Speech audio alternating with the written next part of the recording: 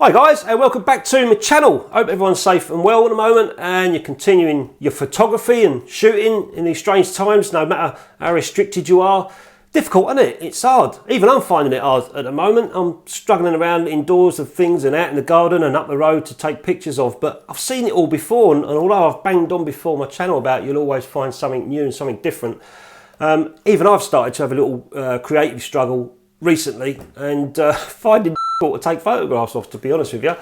But I had to go to the post office yesterday. Opposite the post office is a large field with electric pylons and you know, like telegraph poles with all the lines coming off of them, all the cables coming off of them, and they can be really artistic to take photographs of sometimes. And so with that in mind, I wanted to go out and take photographs of these poles with the lines, and I waited for the right time, and yesterday was pretty much good. You know, the clouds were bursting through.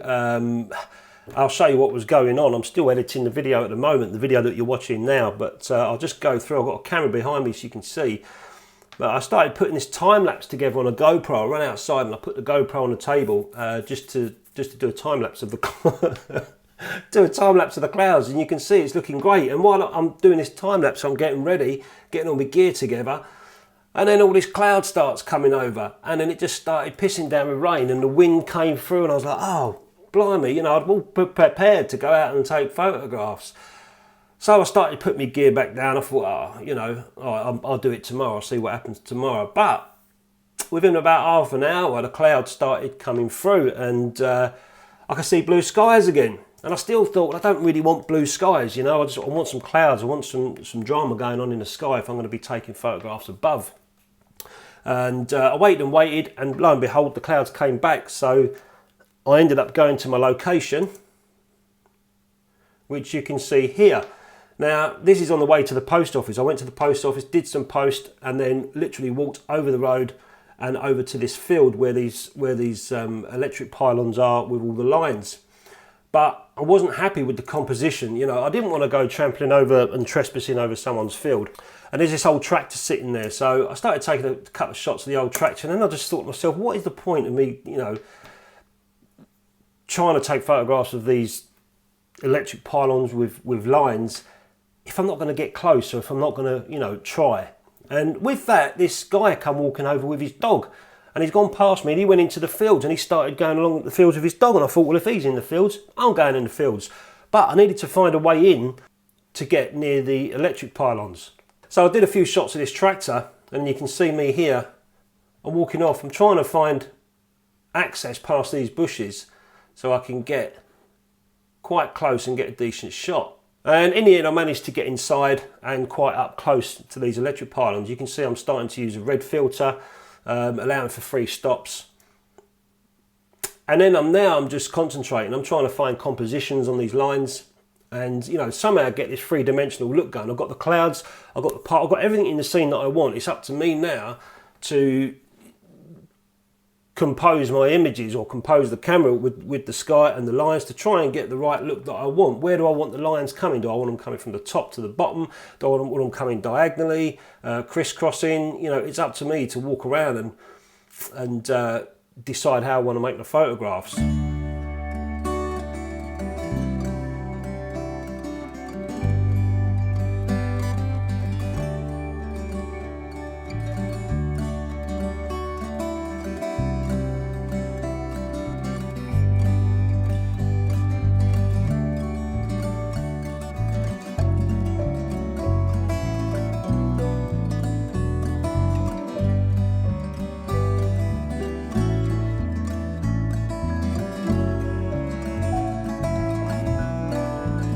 So most of you know me, and if you're new to the channel, you'll notice I don't really scan much of my photographs at all. I'm actually a darkroom printer, so you know, I prefer to go in the darkroom, get hands on, get a bit messy. So I bought this scanner, this cheap little Kentmere scanner, for 2 reasons. One is that I can show you guys more of the photographs, the images that I took, and also as a reference for me. In this case, I used it as a reference. So I scanned all my negatives in, put them into Lightroom just as a reference, so I could see which ones I want to print in the darkroom. Now, a normal way of doing it in the darkroom would be to make a contact print, and I probably will make a contact print in the darkroom, but at least this way I can have a quick look on the computer and say, right, bomb, bomb, bomb, they're the ones I want to print, concentrate on those negatives in the darkroom and make some wet prints. So these are the ones that I scanned into Lightroom that I liked, and you can see the difference between the red filter and the just putting this one up, between the red filter and without the red filter. That's with the red filter on. This tractor was red,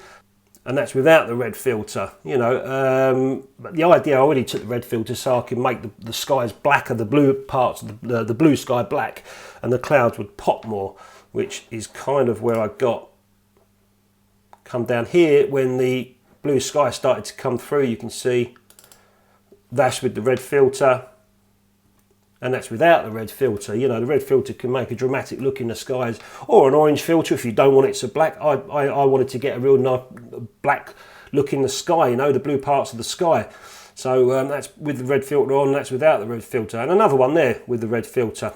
So I played around with these compositions and tried to get creative as possible using these lines, and it's not hard, to be honest with you. You know, you're looking up, you're seeing these lines, it's just up to you where you want those lines to come from. And you know, in camera you can make some really nice photographs. So the film I was using to shoot was the Kosmo Foto Mono black and white film, which was kindly sent to me by Casey out in Los Angeles, and it's a 100 speed film. I don't know if I haven't really looked much up about this film, but it's a 100 speed film. I grabbed this and thought I'll use that, but I didn't want to shoot it at 100 speed. I wanted to pull the film a couple of stops, so I shot it at 25, and I developed it, compensated in the development. So in effect, I did a pull process. That way, you know, I find that I can get a lot more detail in the photographs to work with in the darkroom, albeit less contrasty, but I could soon bring the contrast up using my filters. So that was the film that I was using. I pulled it to 25 and I had some good results. Let's get in the darkroom and see what we can do.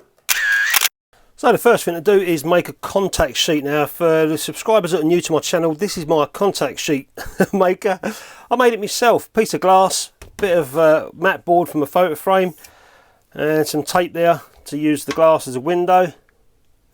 So all I need to do is place my paper down there, put my negatives on top without the sleeve.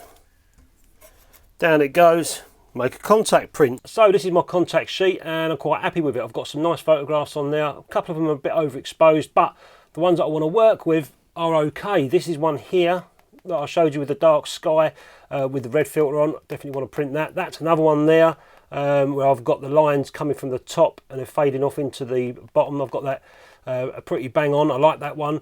That was with the red filter on. And another one up here, which I believe was also with the red filter on. Just got a little tiny bit of sky at the top, which is dark, the blue coming through. So I've got 3 prints to make. So let's start off with this one and see what we can do with it. Okay, so I've now made my composition under the enlarger. I'm using, I don't have an easel, one of those professional easels. I make my own using these matte boards you can see here. And you know, they save me money, and I can make different sizes, different styles, but they've worked for me in the, what, many years I've been doing this in the darkroom, so you're kind of used to it now. Anyway, this is a 10 by 8 template that I've got here, but because I like the composition so much in the photograph, I'm actually going to print it the 35mm negative. Everything's going to be in there. I'm not cropping any of it at all because I like the composition, so I'm going to work from there. First thing I need to do is make a test strip. So I've started making my test prints using that 2.5 grade filter. So I've got 3, 6, 9, 12, 15 and 18. 3 is obviously too light, so it's between 6, 9 and 12, depends where I want the clouds. So I decided to do a small print of this, this and this. Let's have a look at them. Put that back up there. So the first one is 6 seconds, and it's all right, but it's just not, you know, so it's blown out on the, I remember taking this photograph and the sun was hitting the pylon, and I actually used part of the pylon to spot with on the meter. So 6 seconds, I know it's just not going to cut the mustard. It's too bright. Put that away. Then went for 9 seconds. Thought, all right, what's 9 seconds going to do for me?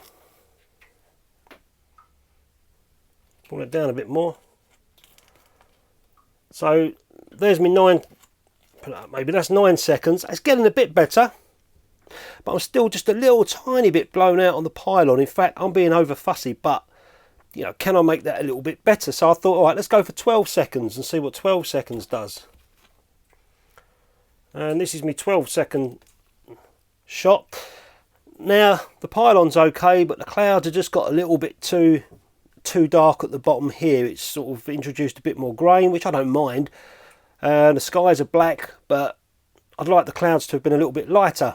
And also I've lost detail in the top of the pylon, the ceramic parts of the electric pylon there. I've lost detail in there. So I'm going to come back to 9 seconds. I actually did a split grade as well, using the 12 seconds, which was 6 and 6, contrast 0 at 6, contrast 5 at 6, and it didn't really help me out whatsoever. So I'm just going to stay with the 2.5 grade filter and work around this 9 second area, which is what I liked, but it was just a pylon that I needed to work on. So somehow I'm going to need to try and pull the contrast to this, the highlight, just try and burn this pylon very slightly, but it's so thin it's going to be quite tricky to do. And if I use any other filters, it's just going to start burning the sky around as well behind it, so I don't really want that. I just need to concentrate on this part of the pylon.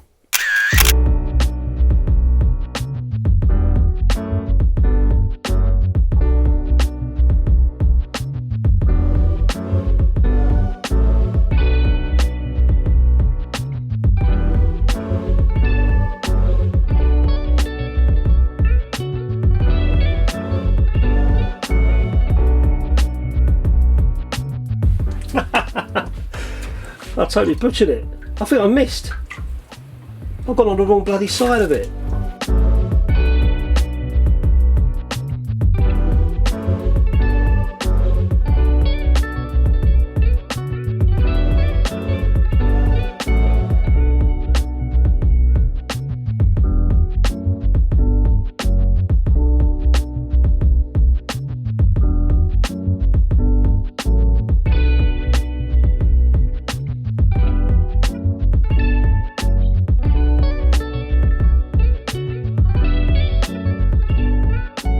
So that was a bit of fun and games in the darkroom. That's me contact print that I made. That will go in my box along with these prints, and I'll mark it down which negatives they come from, so I can always refer to this. It's not all the time I make contact prints.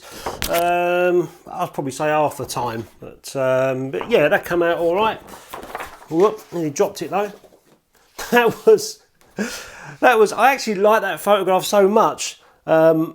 But just trying to get those poles to work. You can see I've got these, I just completely missed it using the little tiny slit thing that I made, and that's it there. I did have it initially, it was black, and I found it was so hard to see under the enlarger. Of course it would be, it's black, so I glued some white paper on there and still had the little tiny slit, and just used it as a little tiny burn just to burn that pole in, and the second time round wasn't so bad.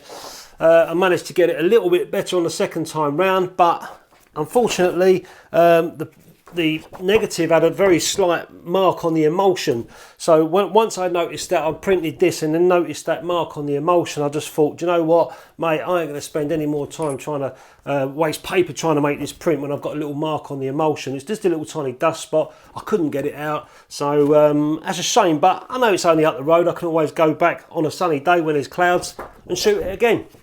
And the second print I made, which was this one here, I quite like this. You notice I burned my little logo down in the bottom there. I got a good idea from a guy on Instagram, messaged me and gave me the idea. Basically, I took a photograph of my logo on a white piece of paper, and that's it. I got the negative in the darkroom, so I put my little logo at the bottom of the paper. Bit of fun, isn't it?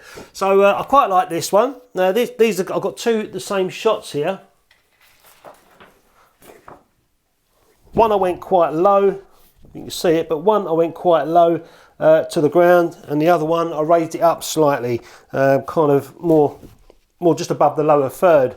They're both quite nice, so that's that one there. And again, the same shot like I just said, but I just brought the ground up a bit more, just for a different composition really. So there was a time when I used to think that the pylons and the telephone lines and the electric cables above was a little bit boring, but looking at them again, you can find some interesting compositions on them and quite some good photographs as well. So if you're out and about with your camera and you're a little bit lost for stuff to take photographs, have a look, see if you've got any pylons, make sure, I don't know, even if there's trainers hanging off of them, might be even better.